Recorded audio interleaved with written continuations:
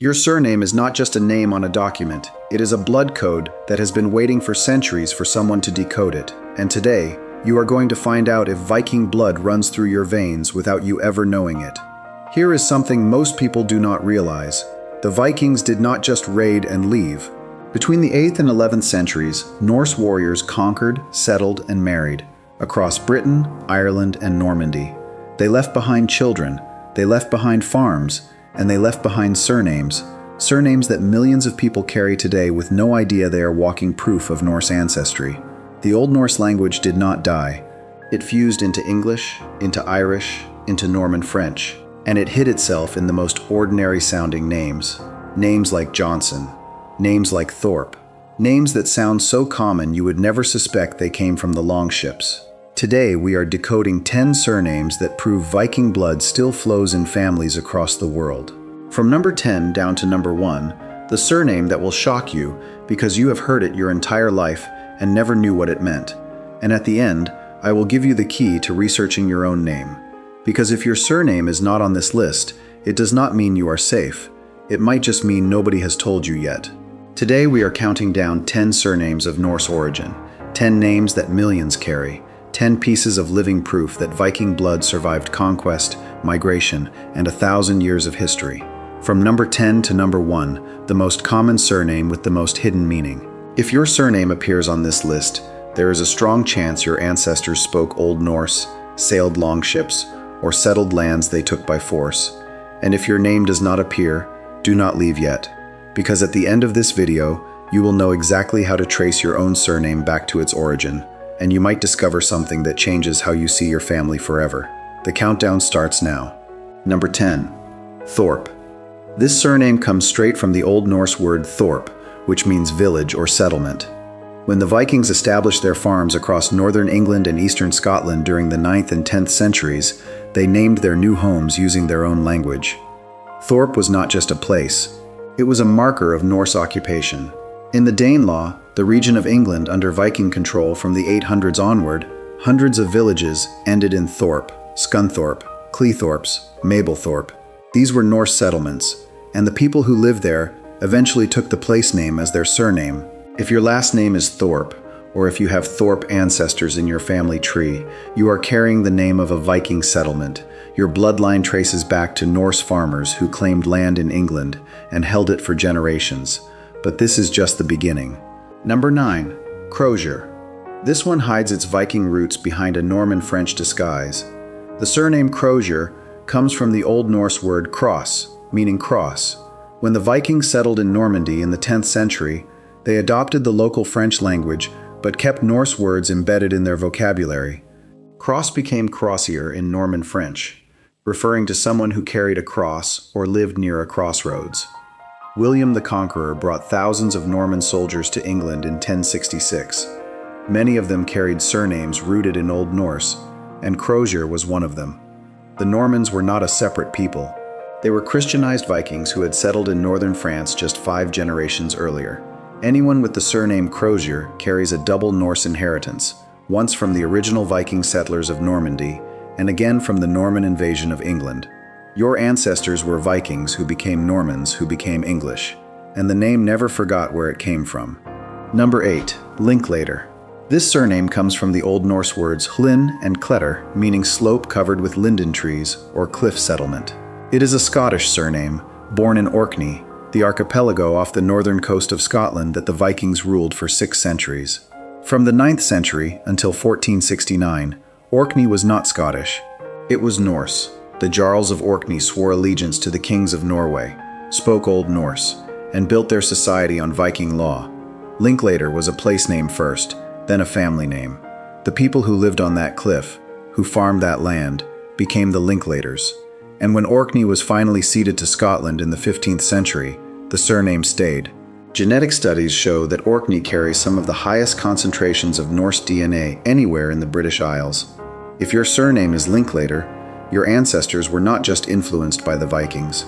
They were Vikings. They lived in a Norse kingdom on Scottish soil for 600 years, and the name you carry today is the proof. Number 7. Coulson. This is where the Viking inheritance becomes impossible to ignore. Coulson is an anglicized form of the Old Norse patronymic Coulson, meaning son of coal.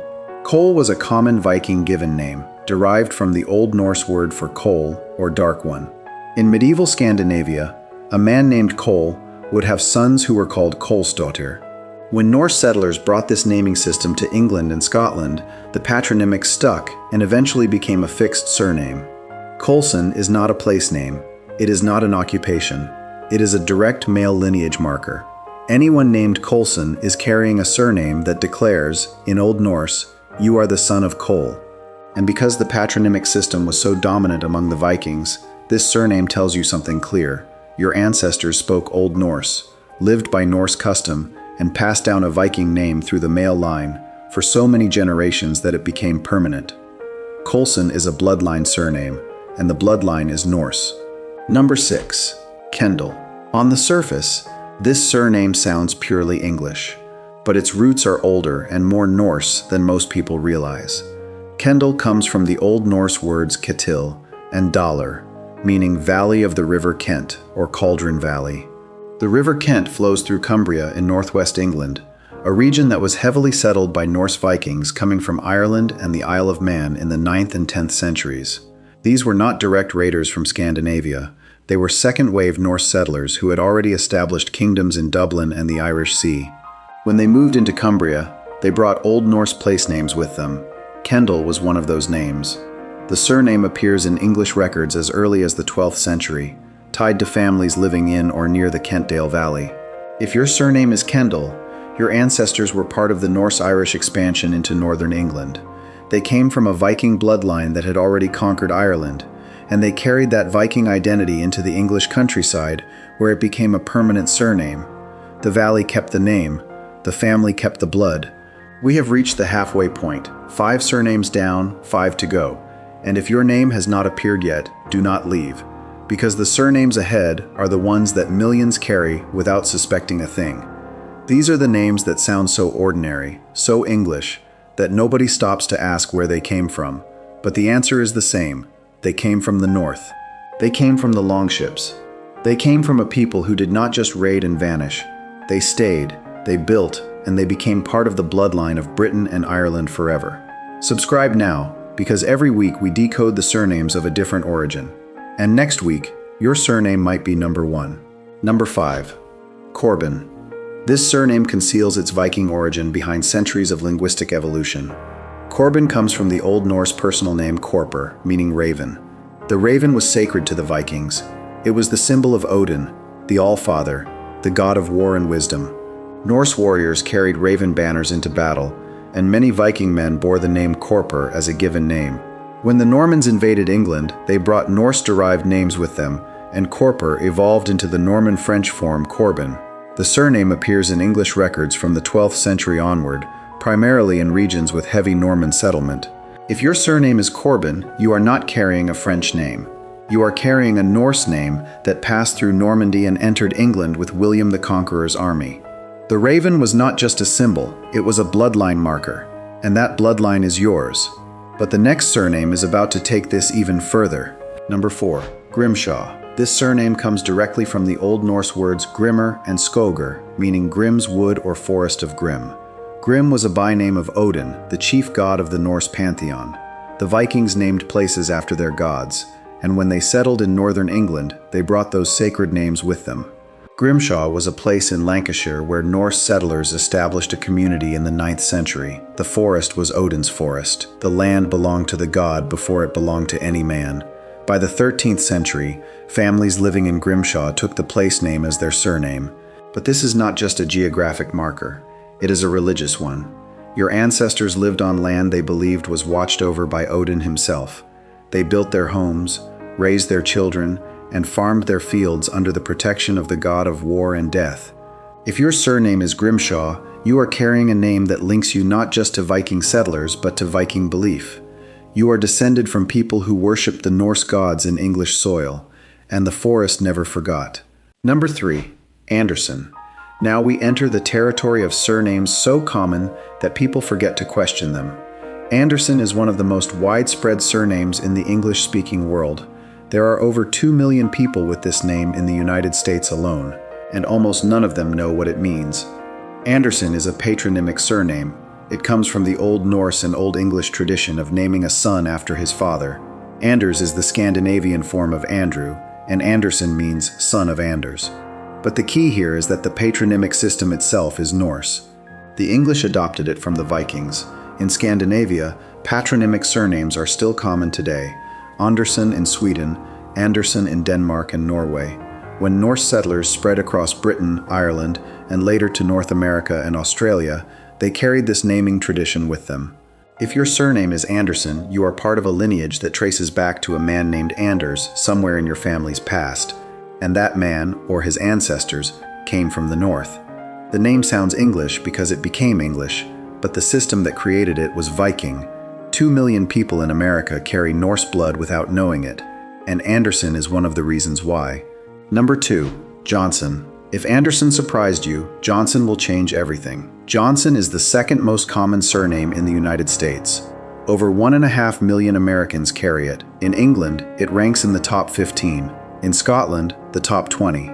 And in Scandinavia, especially Sweden and Norway, it is one of the single most dominant surnames in the entire population.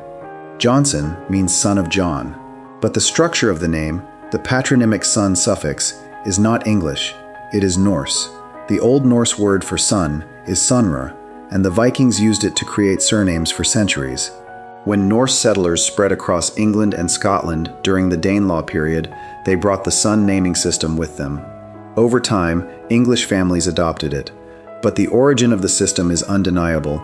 It came from the north. In Sweden, the surname is spelled Johansson. In Norway and Denmark, Johansson. In England and America, Johnson. The spelling changed. The bloodline did not. If your surname is Johnson, there is a statistical likelihood that your ancestors either came from Scandinavia directly or lived in regions of Britain so heavily settled by Vikings that they adopted Norse customs as their own. This is the most widespread Norse surname in the English-speaking world, and most people who carry it have no idea. And now we arrive at number 1, the surname that more people carry than any other on this list. The surname that hides in plain sight because it sounds so perfectly, harmlessly English. But it is not English. It never was. Number 1, Thompson. Thompson means son of Tom. And like Johnson and Anderson before it, it is a patronymic surname built on the Old Norse naming system. Over 3 million people worldwide carry this surname. In the United States, it is the 8th most common surname. In Scotland, it is in the top 10. In Australia and Canada, it ranks among the most frequent family names. And the overwhelming majority of people named Thompson have no idea their surname is a Norse inheritance. The Old Norse word Thor means thunder, and Thomas, the Norse form of Thomas, was a common given name among Christianized Vikings in Britain after the 11th century. The son suffix came from the patronymic tradition the Vikings had used for centuries. When Norse settlers in England took Christian names after converting, they kept the Norse naming system. They became Thomas's son, which over time condensed into Thompson. But Thompson carries something even more specific than just a Norse naming tradition. The name Thomas itself has an unusual history in Viking Britain. It was not a native Norse name. It came from the Aramaic word for twin, and it entered Europe through Christianity. The Vikings who settled in England were pagan when they arrived, but by the 11th century, many had converted. They took Christian saints' names and baptized their children with them.